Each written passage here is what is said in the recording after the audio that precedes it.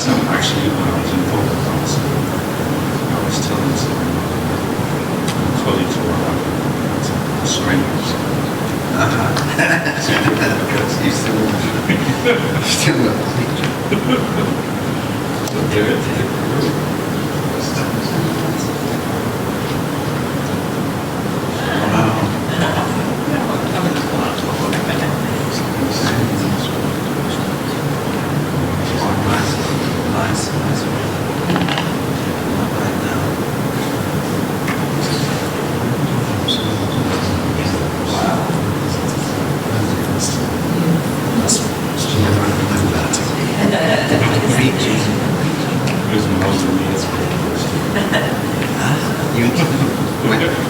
Recently, yeah.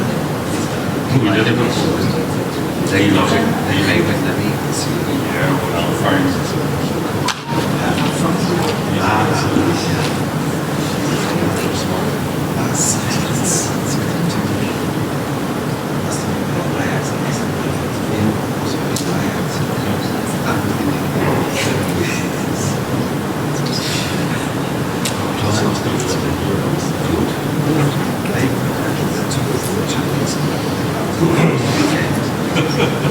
First time in 40 years.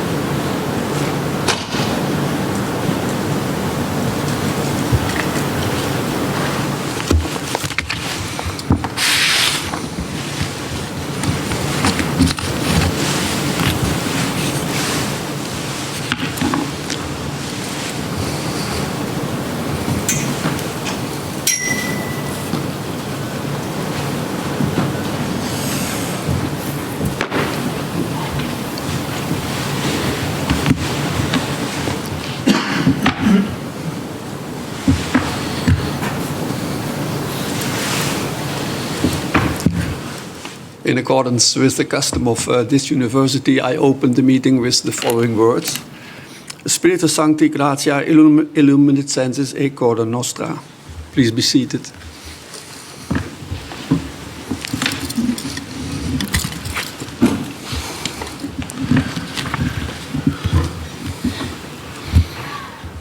Welcome, especially the candidate, Benjamin Ajal, but also relatives.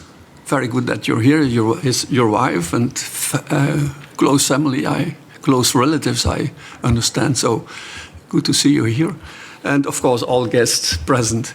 The procedure is as follows. The candidate will present his findings during the next 10 minutes. And then after that, the examination will start. I now give the floor to the candidate for the degree of doctor. With the permission of the doctorate board, and in order to obtain the degree of doctor from the Radboud University Nijmegen, I would like to defend in public my dissertation entitled Conservation, Displacement and Conflict, Searching for Truth and Reconciliation at Mount Elgon, Uganda.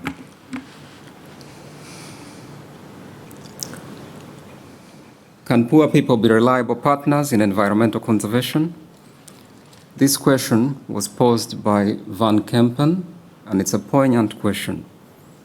Why this question? Mount Elgon National Park is a protected conservation area under the control of Uganda Wildlife Authority. It's the government regulatory body. The use of all forest resources is forbidden in the park to protect the animals and the plants they are in. So I have an article here from the Daily Monitor newspaper. It's from June 7th. It's this year. If you can see, that article says that a senior 1 student had been shot dead in the national park. That's a student in a secondary school. And why was he shot dead? He had gone to cut grass for his family's livestock in the national park. So Uganda Wildlife Authority bars people from entering the national park from the neighboring districts like Kapchorwa, Mbale, Buko, and the rest to protect the wildlife. And that causes conflict. And also, what is the problem? The Uganda Wildlife Authority has noted that 25,000 hectares, or 1/5 of Mount Elgon forests, have been lost to agricultural encroachment and grazing, as large herds of cattle are taken into the park and allowed to graze on grasslands in the forest, so they cause massive damage. The communities that surround Mount Elgon National Park also rely heavily on firewood and charcoal for cooking and for their other energy needs. They get vegetables like the edible bamboo shoots called malewa and medicinal plants when they're sick. All of these are collected from the national park, and yet it is illegal for them to enter the national park. So as a result, there has been a history of conflicts and evictions, 5 phases of evictions. And also, there is covert and overt resistance. Covert resistance is undercover. You don't see it. They pretend to respect the national park and the rules, but secretly they go into the park maybe at night to harvest certain products. Overt resistance, they can actually fight with park rangers. Some park rangers have been killed, been hacked to death or injured. And some have taken the government to court, the National Park, Uganda Wildlife Authority to court. And some of this is done by the evicted neighbors. So there's a real big problem here. Now, what is the research aim? It is to explore the tension between the conservation and livelihoods on Mount Elgon and how this might be reconciled by involving local communities in conservation efforts of the national park. And we want to focus on the communities on the northern slopes that border the national park, who at present rely heavily on the park, and they're also in conflict with the park authorities. Our 2 main research questions here are on the first subtitle of the dissertation, of the research. It's on searching for truth. What are the key aspects and the factors of the tension between conservation authorities and local people in northern Mount Elgon area?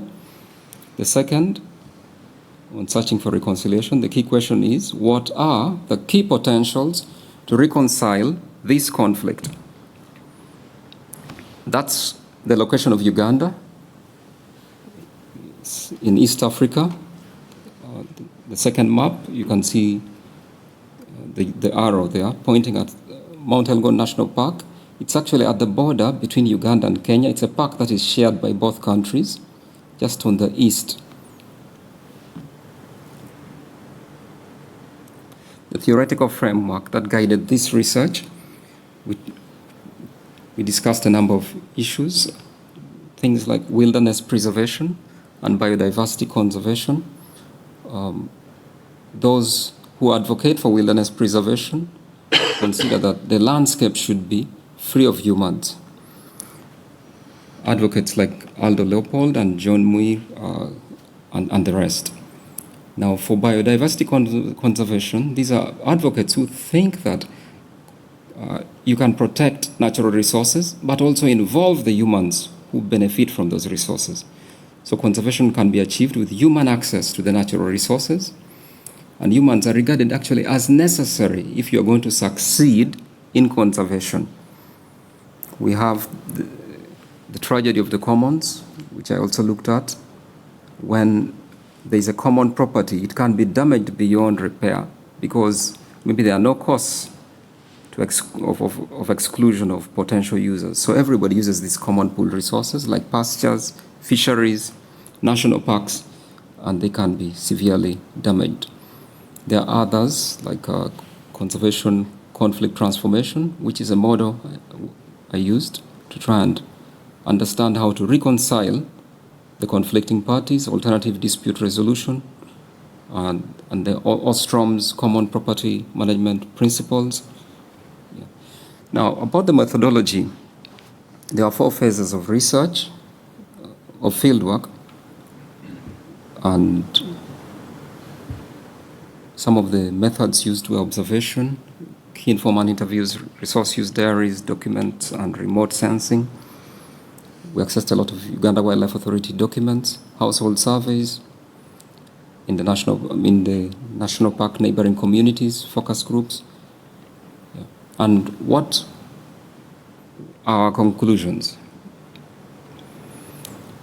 We noted that conflict exists between these communities surrounding Mount Elgon National Park and Uganda Wildlife Authority, although the degree of intensity varies from one community to another. Those who live closer to the cities or to the major towns, like in Kapchorwa, there's less conflict because they have alternatives. Those who live further up in the mountain, very isolated, they depend entirely on the park. There's lots of conflict. Those who have been evicted, terrible conflict. So these categories, there were 3 categories of affected communities. Those who have been evicted and have never been resettled, those who have been evicted and they were resettled, such as the Bennett, then those who have never been evicted, but they border the park. Maybe they live 200 meters from the national park, but they also don't really exploit the park too much because maybe they are near a major urban center. They have alternatives. We also noticed that there is heavy reliance on park resources by all the park's neighboring communities. 197 households, or 96% of those who were polled in the household survey, relied on firewood as the main source of fuel for cooking. 30% noted that they withdraw forest goods.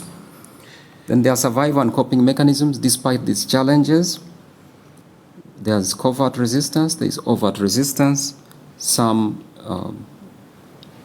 have developed their own mechanisms for survival, music and many other things. Some immigrate. Now, these are some of the effects of this access to the national park. All this land you see in that picture was forest. Today, as you can see, there's no forest there. They're just maize fields and houses. And these are members of a displaced community. They are called the Teriet. Teriet are a subset of the Bennett group, and they also live outside of the national park. They were evicted. They have never been resettled. So if you look in this picture at the back, there are tent houses. They were actually living in those tents, and these men they were performing music. The time we went there, they performed music for some money. Some of the tent houses for these displaced people in Teriet, in Kapkoros, in displaced people's camp.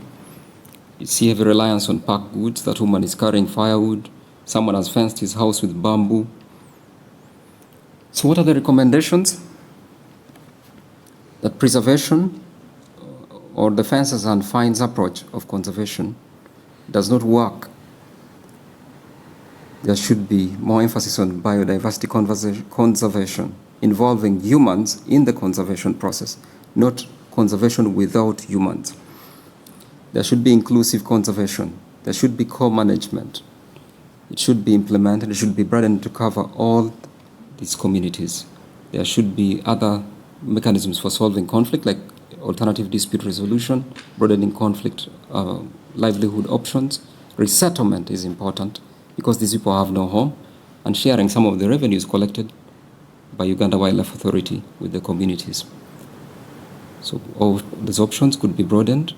And the contribution to the international body of knowledge is that I've managed to document this 41-year plight of the evicted Bennett communities of northern Mount Elgon. And this conflict has not been resolved. They were evicted first 1983, 89, 1990, and then 2002, and again 2008. And I offer state-of-the-art solutions on how to reconcile the parties to the conflict. The information here can inform policy in Uganda and Africa and in the entire world. And this research also challenges some of the methods used in many parts of Africa, that is fortress conservation, which Uganda Wildlife Authority also uses, and we recommend a new path forward.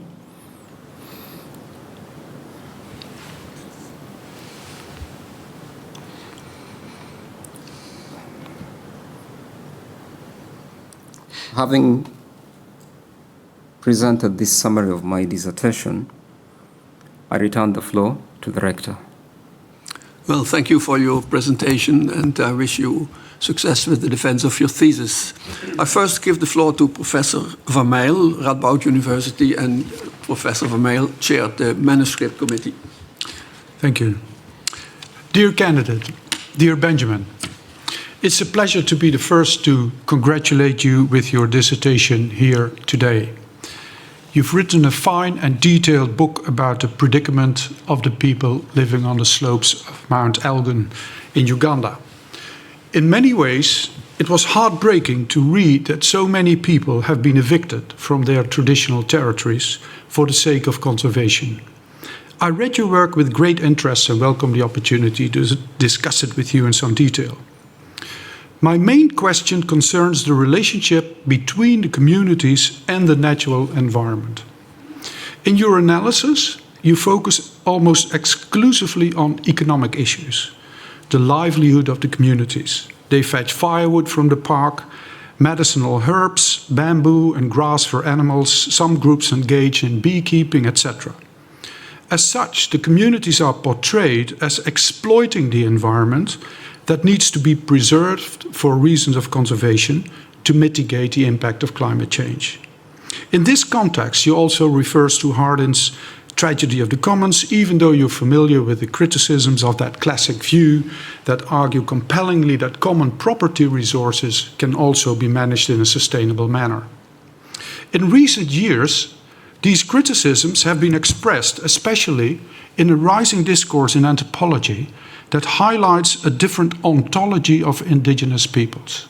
Now, ontology, I'm not sure whether you're familiar with the concept, but it's something like their mode of being, their way of life. Indigenous peoples worldwide are often supposed to live in close harmony with the natural environment.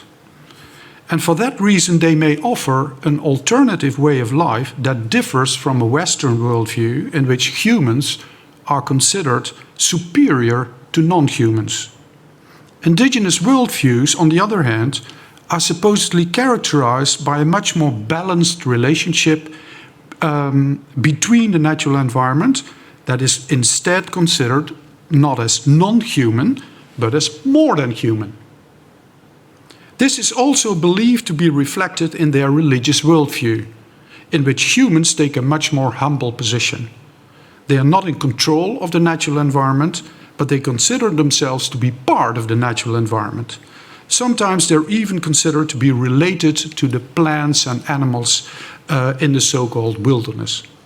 Now, my question to you is now whether you ever came across similar representations of the natural environment in the communities living around Mount Elgon. Is the park only important to them for economic reasons, or does it also have some religious significance or perhaps even spiritual meaning? Did you talk to the people in the park only about their economic means of subsistence, the need to be able to have access to the park in order to collect firewood, to let their cattle graze and things like that? Or did you perhaps also have an opportunity to find out how they see themselves in relation to the natural environment and the flora and fauna that's part of it? And did you come across evidence that their traditional way of life is actually much more in harmony with the natural environment that is assumed by the Uganda Wildlife Authority? Dear learned opponent. My interactions with the Bennett of Mount Elgon National Park revealed that the national park is more than just an economic resource for them. For instance, they told me there are caves in the national park where they do worship. There are places where they do initiation. In this community, they carry out circumcision. So in every even year, when there is circumcision, the people of this part of the national park actually go to they go up there in the national park through some of these caves, to some of these big trees, to begin the ceremony, and then they go back down. But now, because it's protected, they're not even allowed to access these caves. There are over 20 caves that we documented in the national park, and they have religious significance for some of these communities. So there are other values they attach to the national park besides economic value. Yeah. So what has been your motivation to focus almost exclusively on the economic dimension of the conflict between the communities and the Uganda Wildlife Authority? Because if I remember correctly, when I was reading your thesis, you didn't include any reference to other dimensions, culturally, spiritually, religious, in your dissertation.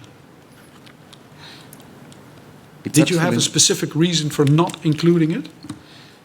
It's actually included, Professor. It's on some of the non-material uses of the national park. Page 97 actually documents some of those non-material uses of the national park. So perhaps I did not put a strong emphasis on some of these non-material uses, but I managed to I documented some of these non-material uses. If you look at page 98, it actually talks about some of these the cultural sites within Mount Elgon National Park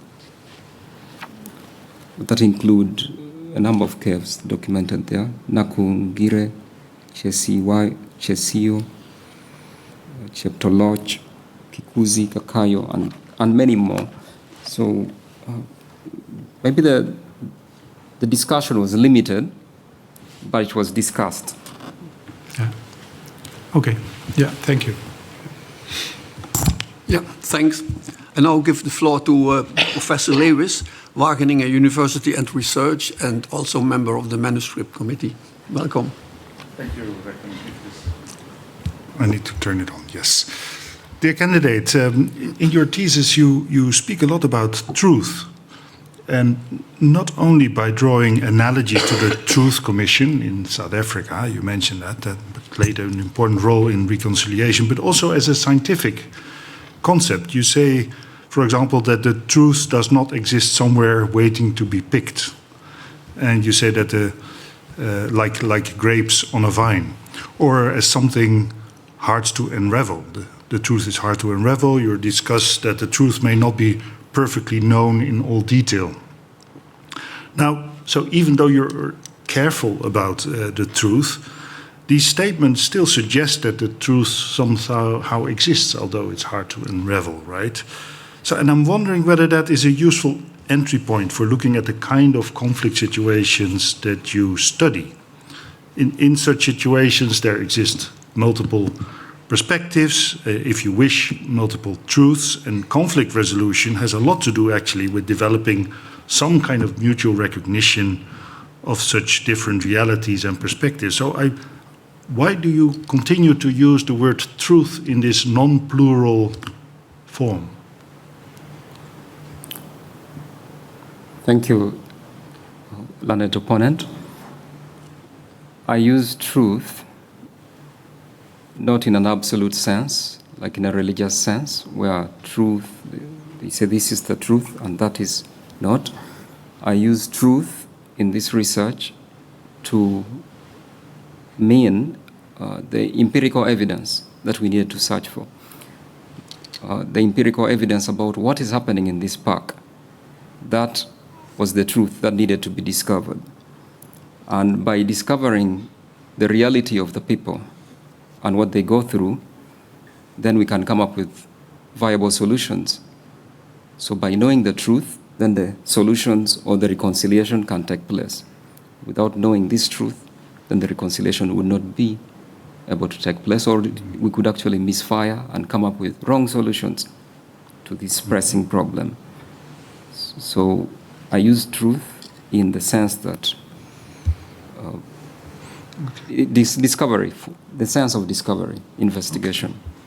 That is interesting, I think, because like for example in the Truth Commission in South Africa, I think it was very much about, you know, the centrality was not sort of, you know, the truth as you as a scientist. I understand that you think, you know, I'm producing a rich picture here, which then is the truth. And I thought in these kinds of reconciliation committees, it was mostly about, you know, having people speak about their truth and their experiences and the violence they have lived through, and that this is the centrality of a truth commission, to actually get these different realities above the table. And I understand that you see more your own dissertation as collecting the evidence than representing the truth. Is that correct?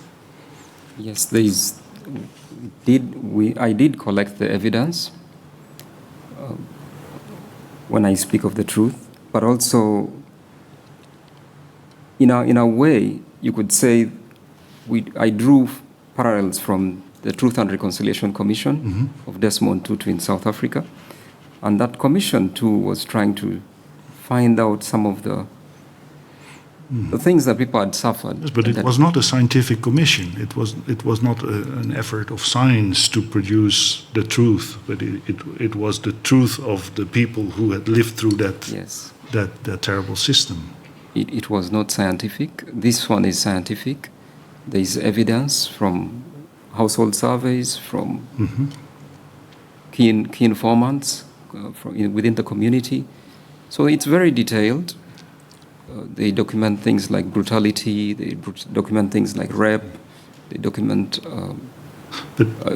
eviction. So we have, it's captured. So do you think that should a truth commission be installed in Mount Elgin National Park? Yes, I think truth commissions are needed for all national parks in Uganda because these conflicts are widespread. And is your scientific evidence then important in that truth commission, or is there something else that this truth commission should do? Should it collect scientific evidence, or should it collect people's experiences? The scientific evidence exists. We have collected some of that evidence. So the Truth Commission could talk to the people and find out solutions for them. Okay. Thank you. Thank you.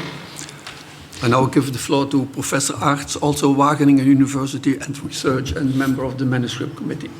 Yes, thank you, Mr. Rector.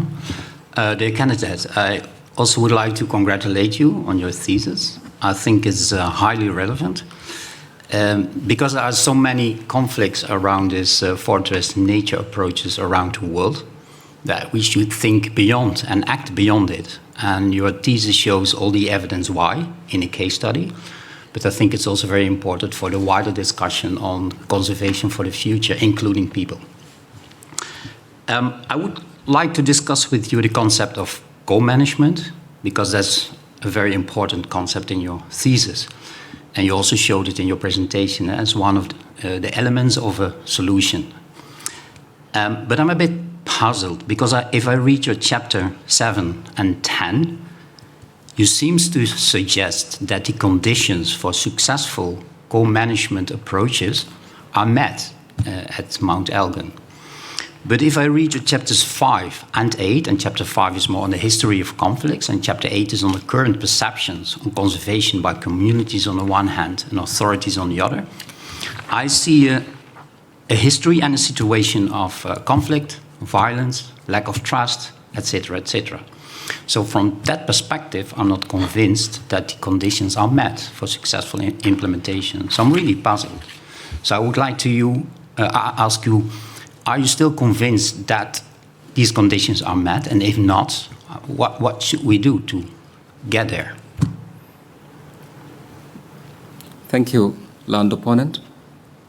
I am convinced that the conditions exist in some of the communities that are bordering the national park. Okay.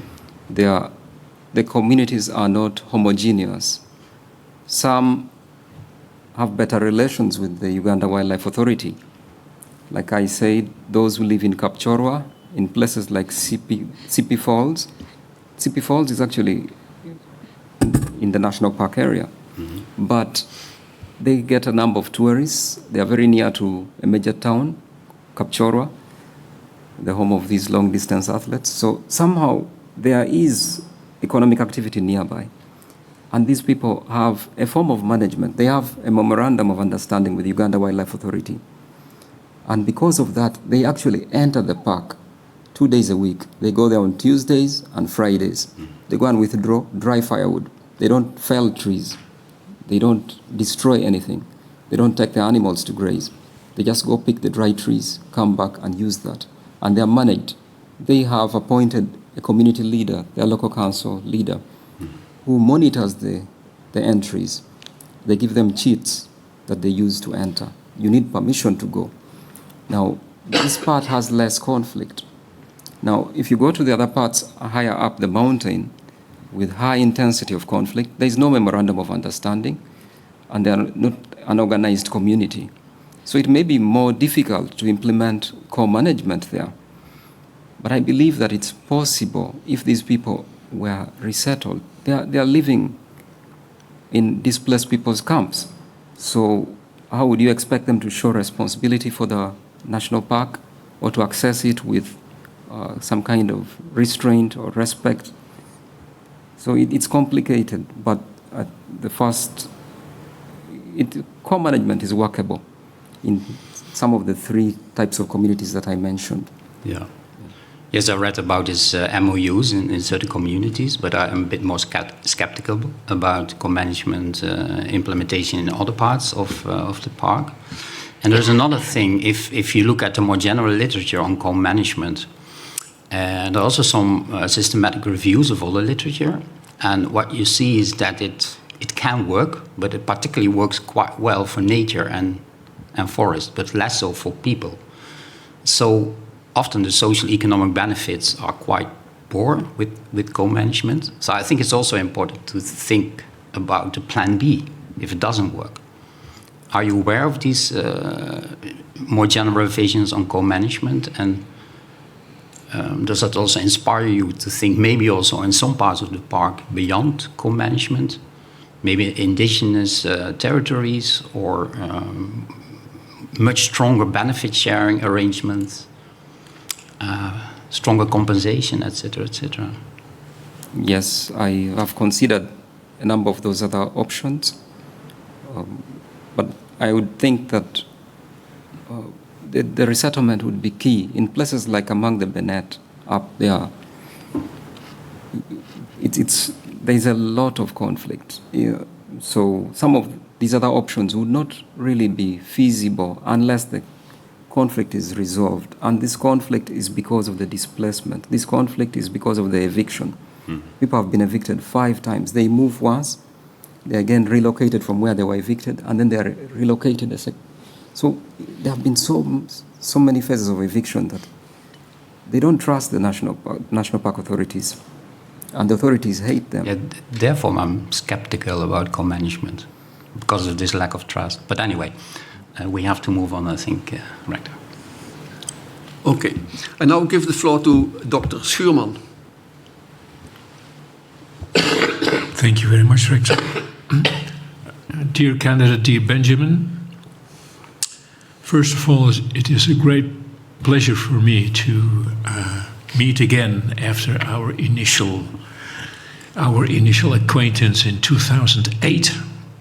After a journey with many ups and downs, you managed to stand here defending your PhD thesis.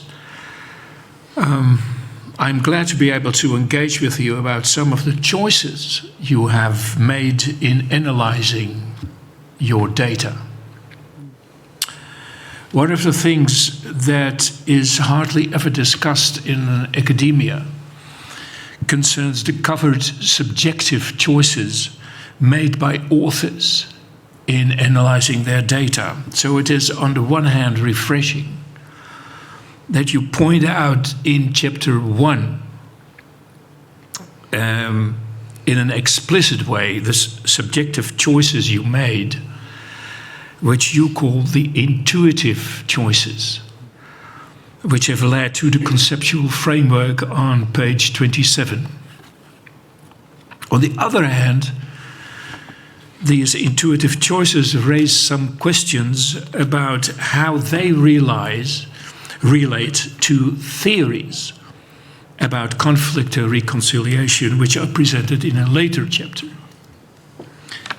So I would appreciate it if you could elaborate upon the relation between the intuitive choices which you present in the first chapter, specifically pages 26 and 27, the relation between those intuitive choices and later theories.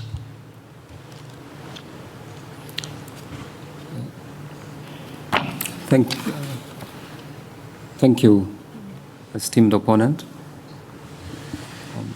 So in the beginning part of this dissertation, we had a group of theories that I looked at, and there's a relationship between the theories in chapter 4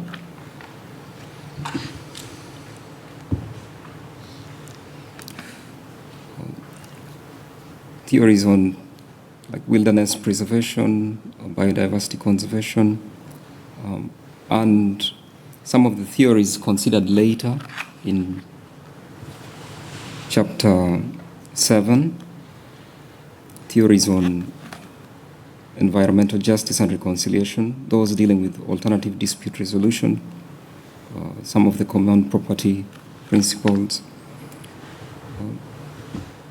There indeed is a relationship.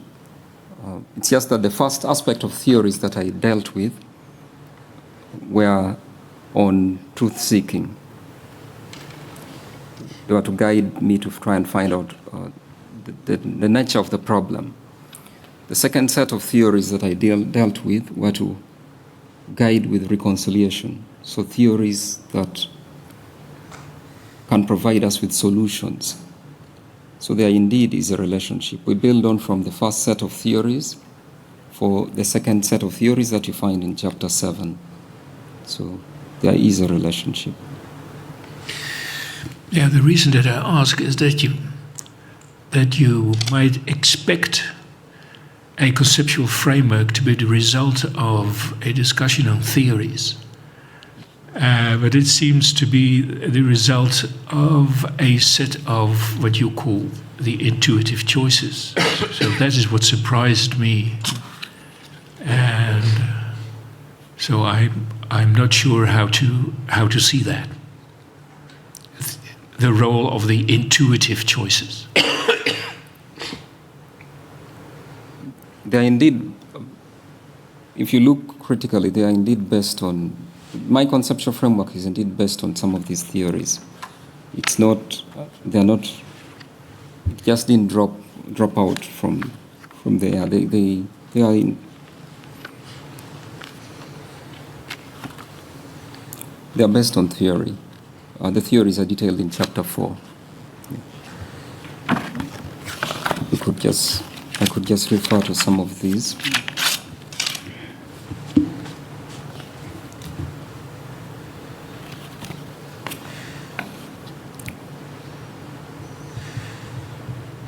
So, on the histories of conflict, some of the theories that deal with conflict specifically are embedded there. On dependency on the park, part of the conceptual framework. There are also histories. There are also some of the theories of conflict which apply there. even on coping and survival mechanisms. Then in the second section on reconciliation, searching for reconciliation, we did consider some theories as well, like the theories on alternative dispute resolution.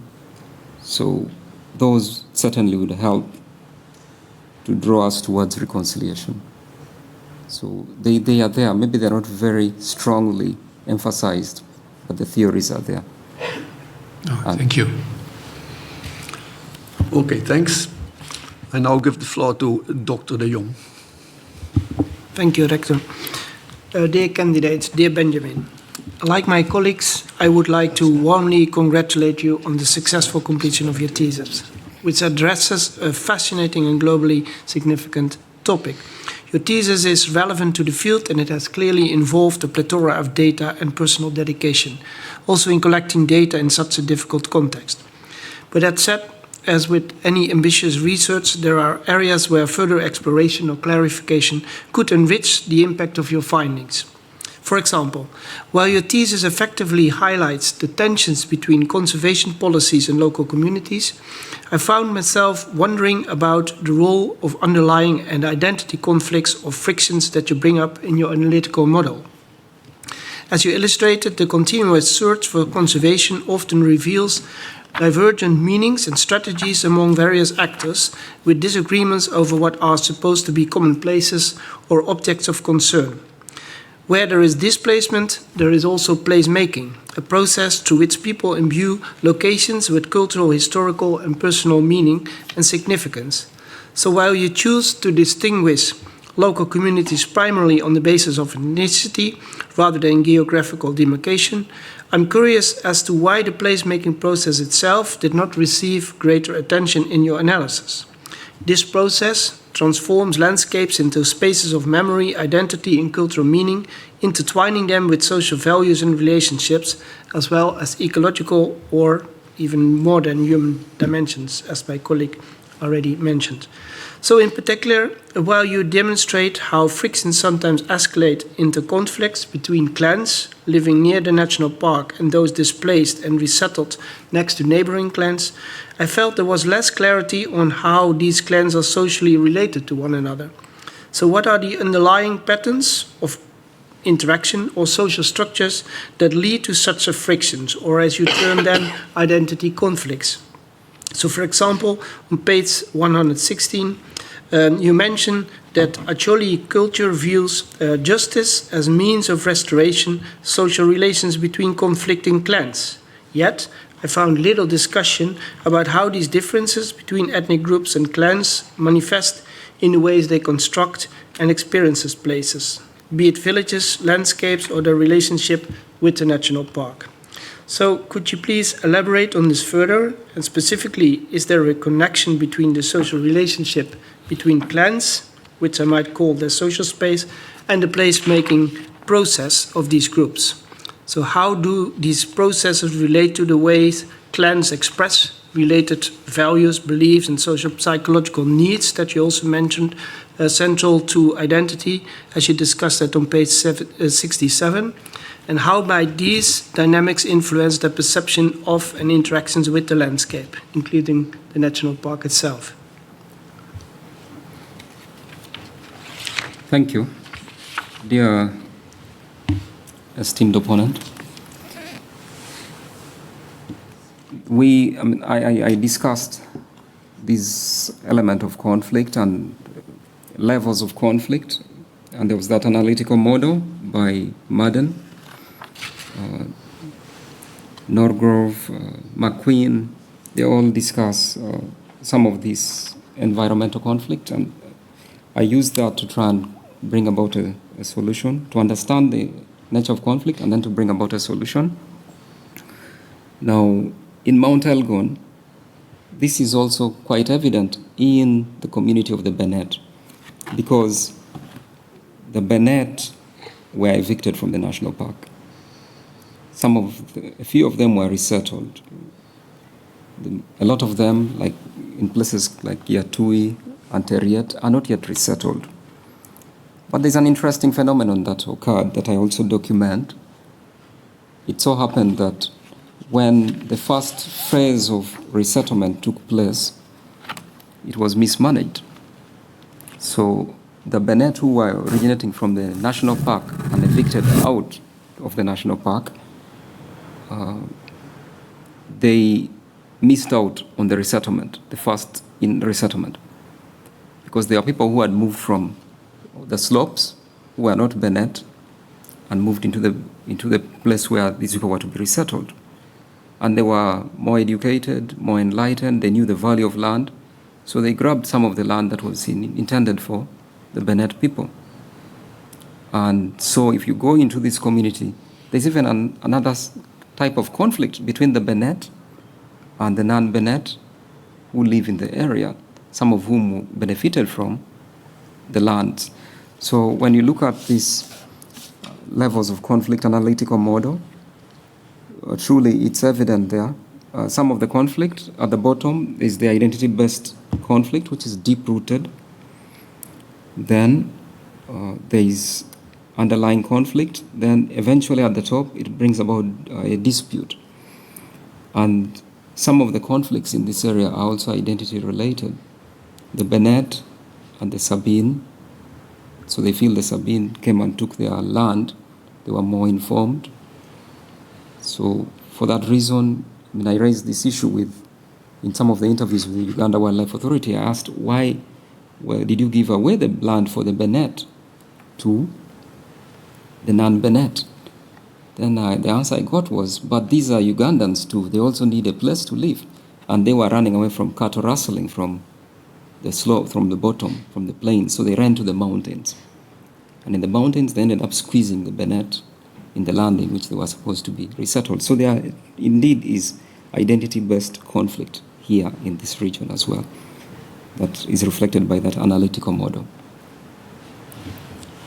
You're right. Yeah, thanks. I now give the floor to Dr. van Kempen. Thank you. Dear candidate, dear Benjamin, let me also congratulate you on the book. I can only imagine the perseverance it must have taken you to finish it in the face of more than a fair share of adversity. I very much appreciate all the efforts you have taken, including apparently many donkey rides, to document this dreadful case of land injustice and to bring it out in detail, especially since it seems to have remained under the radar of the international media compared to similar cases in the region. The evictions of the Senwa people from the Radboud Forest Reserve on the other side of the border in Kenya comes to mind as being more exposed internationally, for instance. And my question is also inspired by experiences in Kenya, where some former colleagues and I studied land rights activism in cooperation with ActionAid, an NGO that was also involved in your case. The grassroots activists that we met tended to use a so-called good cop, bad cop strategy, or radical flank strategy, where they actually use litigation to nudge the Kenya Wildlife Authority to the dialogue table. So one CBO would reach out to the Wildlife Authority for informal dispute settlement in a conciliatory manner, while another one would take it to court, either nationally or even better, internationally. So the idea being that pending court action incentivizes engagement with alternative dispute resolution. And that ActionAid would assist the CBOs on both strategies by facilitating roundtables, but also, for instance, training human rights defenders. In your chapter 7, however, you seem quite optimistic that ADR in itself, despite its voluntary character, could redress the observed injustices. So you open the chapter by recounting a court case, but you do not seem to see a role for legal action alongside ADR, and you restated that in your presentation. So my question is therefore why you think the Ugandan government would want to engage in informal conflict resolution with the Benet? Or perhaps there's another reason why you feel that a good cop, bad cop strategy wouldn't work here, or perhaps counterproductively in the context that you studied. So, well, please convince me that standalone ADR is indeed the way to go here. So alternative dispute resolution as a solution to some of these environmental conflicts.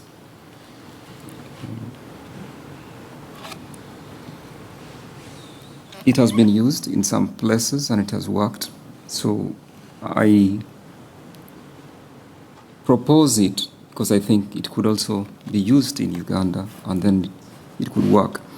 Another reason why I propose this alternative dispute resolution is because the Benet people have already ever taken the government to court and the government lost the case. They sued Uganda Wildlife Authority and the Attorney General of Uganda. And they lost, the government lost. The government was required to resettle the Benet, was required to develop some of the Benet areas, give them access to schools, to hospitals, and a number of other social services. But the government has not implemented it, and the conflict has continued. So if the legal process is not working, despite these Benet people winning in court, if conflict continues to persist, lives are lost of the local people, and sometimes park rangers are also injured in the process. There must be another solution. And the park authorities use force. They come with their guns, evict local people, set houses on fire, chase the people away, confiscate their cattle, fine them, and ask them to pay for their cattle entering the park illegally. Or confiscate their animals and never return them. So it's just a cycle of conflict. It will never end. And the government doesn't seem to have any solutions to it. Just arm the park rangers and let the park rangers chase the people out, beat them, shoot them. Lots of negative things happen. Nothing is working. They need to reconcile. Alternative dispute resolution could be a way to bring about, it's a solution that I actually propose because I think it would work better than what is on the ground at the moment. Yeah, I understand the legal flaws, right? It hasn't delivered a solution in the past, but still wondering why would the government come to the dialogue table to talk in an informal way about resolution? What is there to offer to them?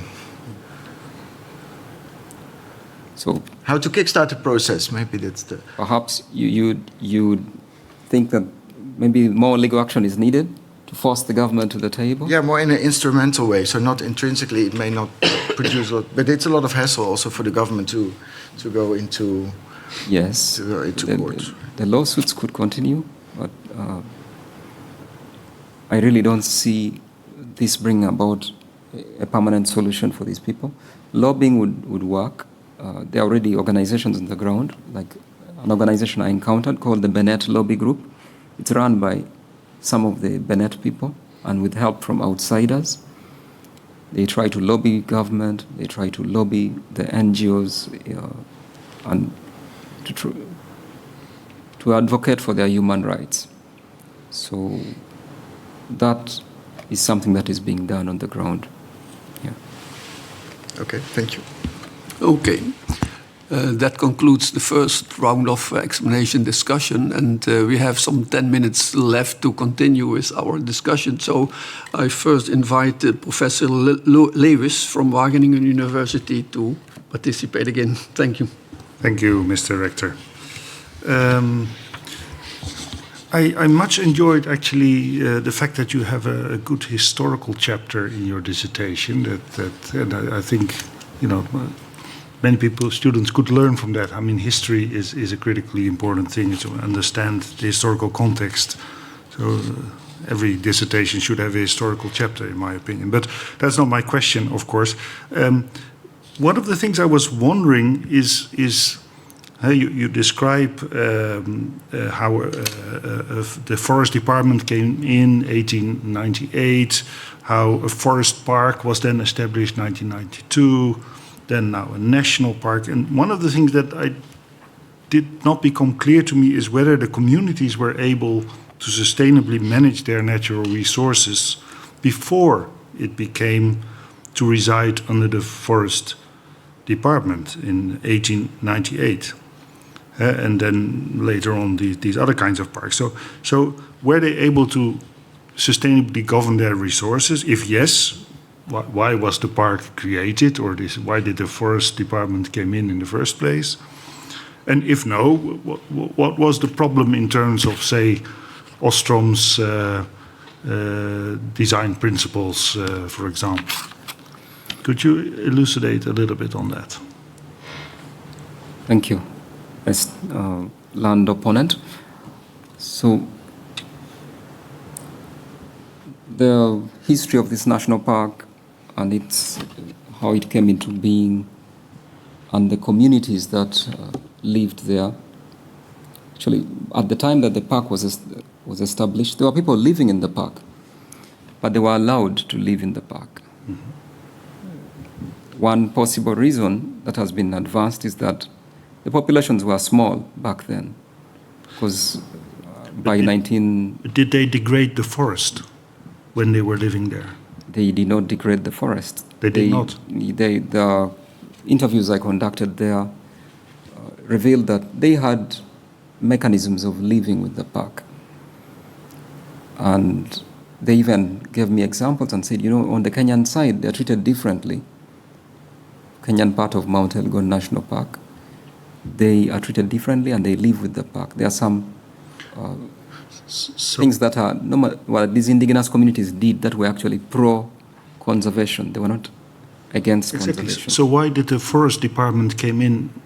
What was the reason that the forest department was this?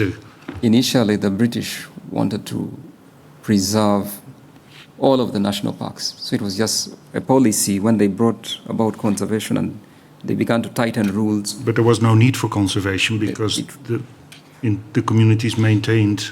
Yeah, yes, at that point there was no need for conservation, exactly. And at that point the populations were really small. Uganda had only 5 million people. Today Uganda has 40 million people. So in the 1960s, the population was about 5 million. So there was no need to create these parks and to push people out. But this was brought about by the British, who were ruling Uganda at the time. And then there was also an issue of... Did the British want conservation, or they want to produce wood, or what was it? The national parks were left as hunting areas, recreational areas, but they felt the people would damage these. The people were not good custodians. The local people were not good custodians. So it has a colonial history, and would you then, what the Ugandan Wildlife Authority has sort of built on this legacy. So should we Uganda look at that as a neo-colonial project still? Yes, they built on what the British handed over to them, and they tightened it, made it even tougher. So would you label it a neo-colonial business, this whole yes, I would think wildlife conservation I would issue? think so, because wildlife conservation actually originates in America. It was first documented in Yellowstone National Park. President Ulysses Grant of America passed a law that all national parks were to be preserved. The American Indian communities were pushed out of those parks, like Yellowstone. And then the whole world just embraced the American model, especially the African part of the world.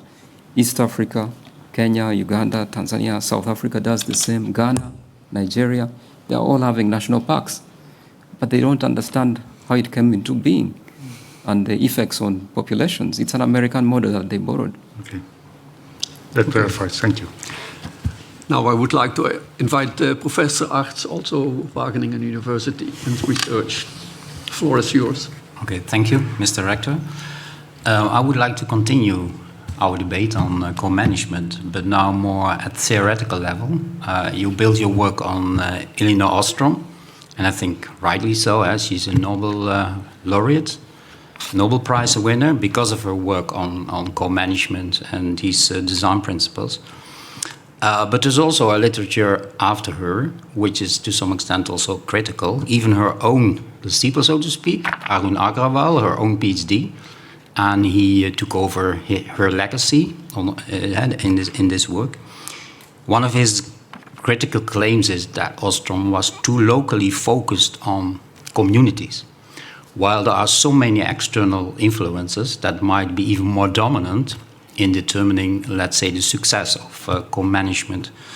And you just refer to demography, right? So population growth, but there are many other issues like political economy, political situation of a country. Now my question to you is, looking back at your thesis and all your readings and your empirical research, do you agree with this kind of criticism that on the one hand, Ostrom is very relevant for local research, but that she maybe missed out a bit on the larger external influences on local management of nature and forest? And if so, do you have some examples from your own research? Yes, thank you. Yeah, you could say that Ostrom's work has certain limitations. In the part where I did the research, like I said, they are not homogeneous. Some have conflict, others do not. So we could say that there are limitations indeed, but as things stand, it's one of those theories that we have that we could actually work with. We can pick the useful parts of this theory. If I just consider some of the details that she advanced.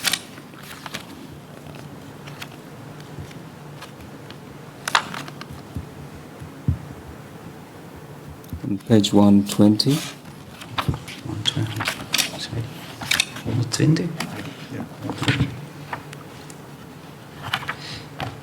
So she talked about 8 design principles for successful local common property management, like clearly defined boundaries. We do have boundaries for the national park. They are clearly defined. Even the individuals who would have to access some of these rights in the more peaceful communities, it's possible. If you look at congruence between appropriation and provision rules, you look at collective choice arrangements, mechanisms for monitoring. There are mechanisms for monitoring. So it's possible that a lot of what Ostrom recommends can work, but they don't work in all the 3 communities that I recite on.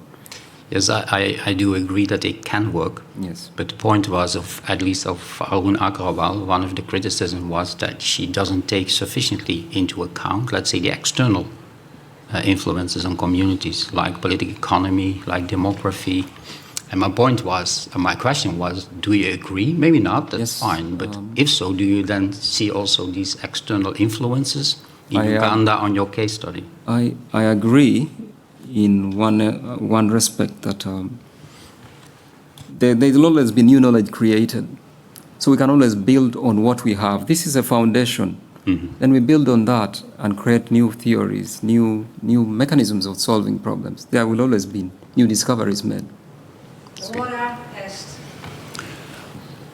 The defense is hereby concluded. I give the floor once again to the candidate.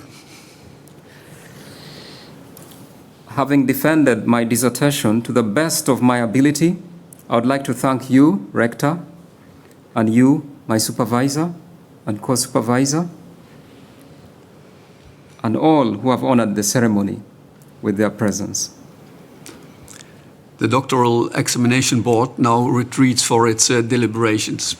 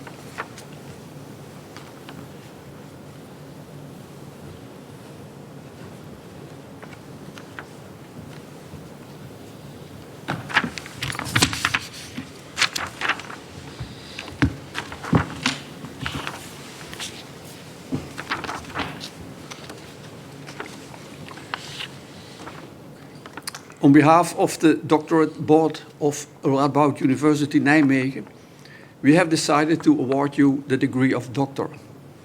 I invite Professor Hoebing and Dr. Knippenberg to discharge the task assigned to him. By virtue of an authorization granted to the doctoral board and pursuant to the law, I declare hereby that a doctorate at the Radboud University is conferred upon you, Benjamin Ajal, born in Apak, Uganda.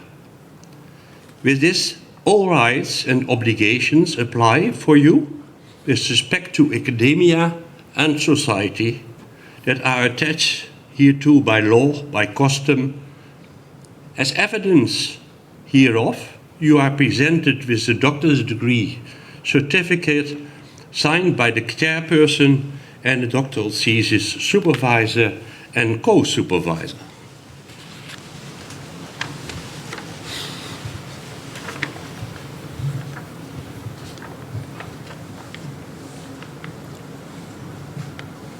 Congratulations.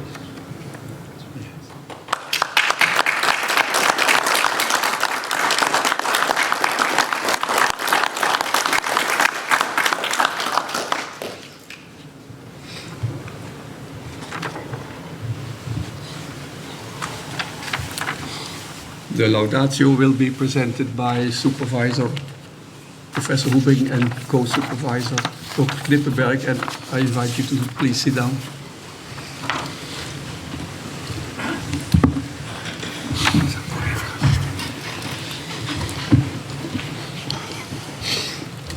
Dr. Ajal. Dr. Ajal.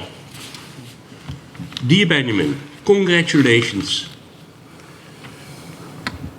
It has been a long and winding road, to quote the famous poet, British poet, Paul McCartney. A long and winding road. How long and how many curves you took will be explained in a minute by my co-supervisor with his laudatio. I highlight some of the academic merits of your dissertation. Since about 2 decades in the academic world, we use the concept of conservation refugees.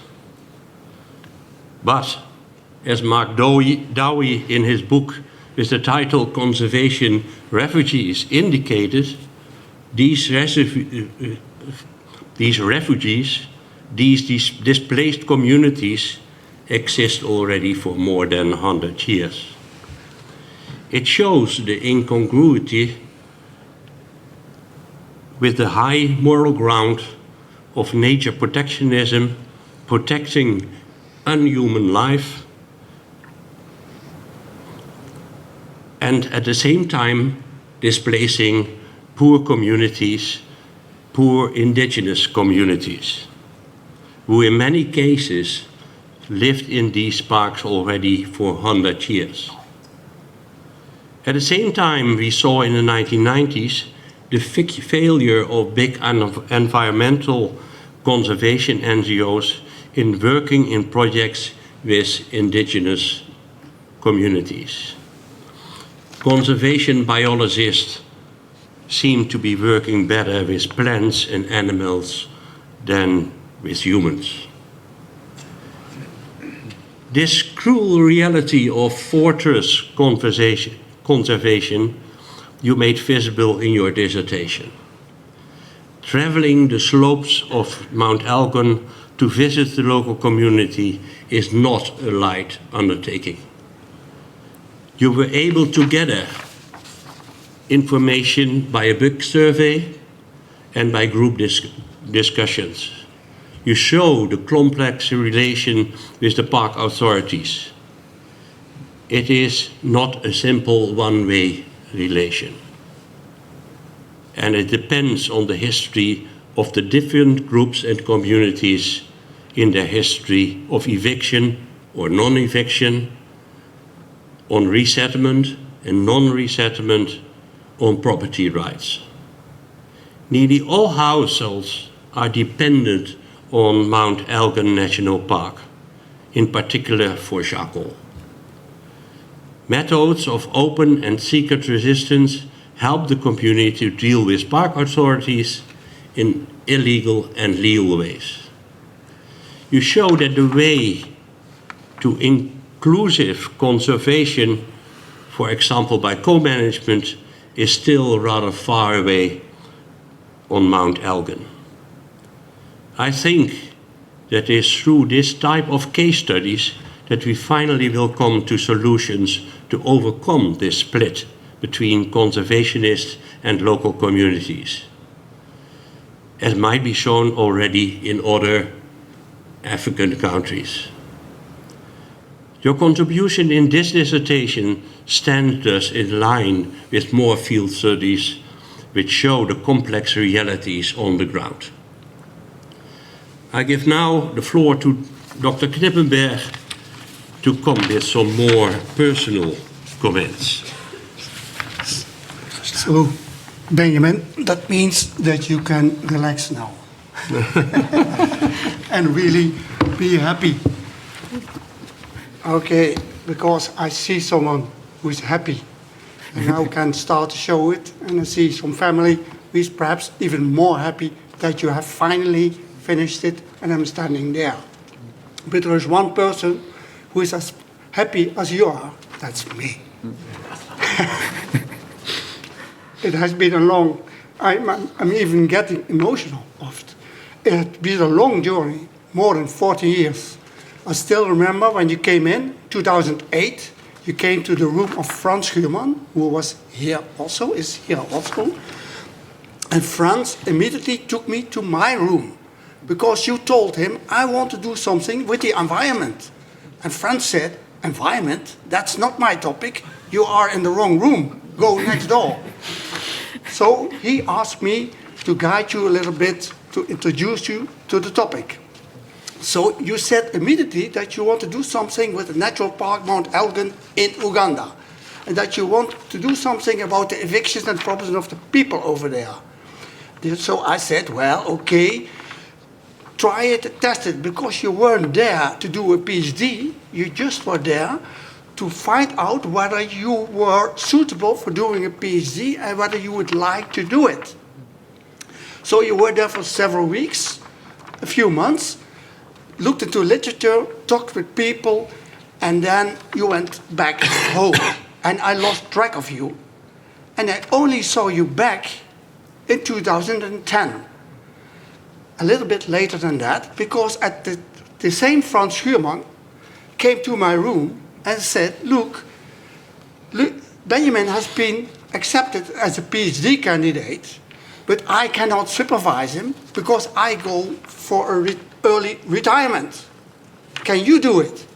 And I said, Frans, no, please not, I'm very busy. Because I was engaged in a European project together with Wouter de Groot, who's also sitting there, and we were both located at the Faculty of Natural Science. And you were here coming at social science. So I said, yes, I accept it because, yeah, Frans said, there is no one else, please do it. Then I said, okay, but then I tried to do it together with Professor Wouter de Groot, if he's willing to do so. And that was agreed also by the social faculty. At the same time, you were already starting collecting data and going up to Mount Elgon. But then you run into a problem I also have had when I tried to do my dissertation. You had to combine work, doing research, and raising a family. And your research location is not near your home. And your work is not that related to your research. And you had to struggle to even get a job and keep a job, because at a university, if you have no dissertation, you are nobody. And you can only work at nobody's universities. So you had to cope and struggle and to collect data, go there when you had time, go back, try to work it out. So it took a lot of time. And then you got shot. Collecting your data was again lay down for more than a year. You couldn't collect your data. So there are big intervals between the data you collected and your analysis. And this is a problem. I know this problem because I had the problem myself. But then you were very lucky that you had Wouter de Groot.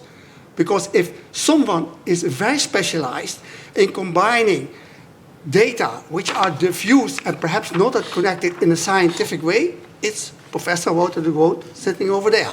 He did a huge job. And then he couldn't any longer supervise you. And he said to me, well, I cannot do it, you have to do it. At that moment, you thought, well, I have collected a lot of data, I have written a lot, I give the manuscript, it's okay. And then I got the first version and I said, no, Benjamin, this will not work. And then you were so desperate that you almost wanted to quit. And you thought that I was going after you, but I only said, no, Benjamin, you have to do it. Again, you have to work for it.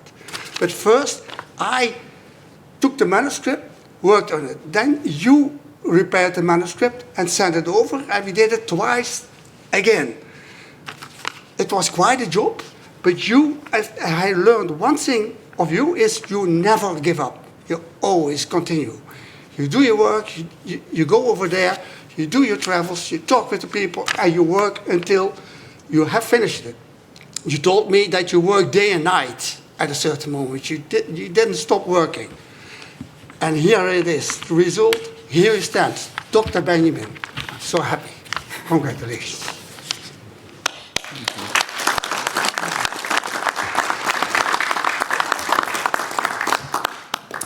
Dr. Ajal, I also would like to congratulate you on behalf of the doctorate board.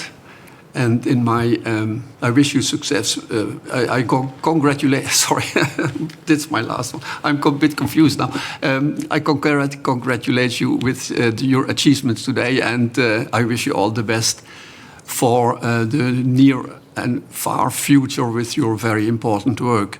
And I also include in my congratulations your wife, your close family and friends, and of course, Supervisor Professor Hoebing and Co-Supervisor Dr. Knippenberg. Well, I invite you to rise because this closes this ceremony, and I just, in the tradition of the university, There will be a picture made at the stairs, so we have to go all down to the stairs, and their picture is made for all of us. Yes? Okay, thank you. Now I conclude in the tradition of this university with the words: Gratia tibi agimus omnipotens Deus pro omnibus beneficiis tuis qui vivis et regnas pro omnia saecula saeculorum. Amen.